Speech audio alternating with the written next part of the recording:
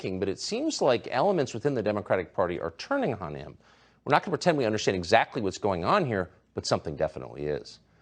Here's this example, and you remember this very well. Just before the last election, the New York Post ran a story about the contents of Hunter Biden's laptop. It was a huge story, but big tech censored it immediately. CNN and dozens of other former intel officials told us that laptop was Russian disinformation.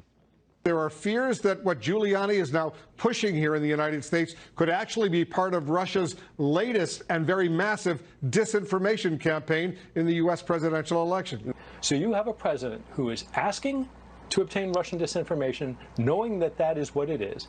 He is accepting that same information, and he is then turning it and using it on the campaign trail against his opponent. And that's mind-blowing. It's sort of a crazy quilt at this point, which has all the hallmarks of Russian disinformation. That said, it wasn't for lack of trying. CNN reported on Friday that U.S. authorities are seeing if those emails we just talked about are connected to an ongoing Russian disinformation effort. Huh.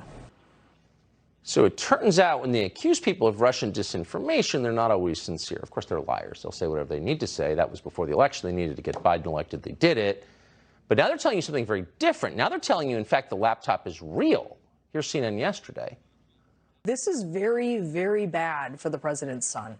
It is, and it's an investigation, as you pointed out, going back to 2018. And right now, prosecutors in Delaware are focusing on a number of things, including whether Hunter Biden and some of his business associates violated laws, including tax and money laundering laws and foreign lobbying laws. They're now gaining steam, and they need to make a decision, I think, in the at least intermediate future. This case has been going on for 4 years, and there is a realistic chance this could result in federal charges. Of course, then we'd be in unprecedented political territory, not legal territory, but a situation of having potentially the Justice Department prosecuting and trying to imprison the son of the president.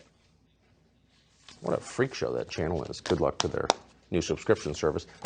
But now they're telling you, yeah, it's all true, actually. And that's not the only story about Russian disinformation that has fallen apart this week. The Federal Election Commission just fined the DNC and Hillary Clinton, her campaign, more than $100,000. The FEC determined that the Clinton campaign tried to hide its role in funding the Steele dossier. Steele dossier is the false document that claimed, among many other things, that Putin got Trump elected. Turns out the disinformation was, in fact, paid for by the campaign. It was coming from the DNC. Olá, pessoal, tudo bem? Aqui é o tradutor. É graças a essas pessoas incríveis que eu posso estar trazendo conteúdo para vocês. E é isso aí, pessoal. Não se esqueçam de deixar seu like, seu comentário e até mais. Fui! Grande abraço.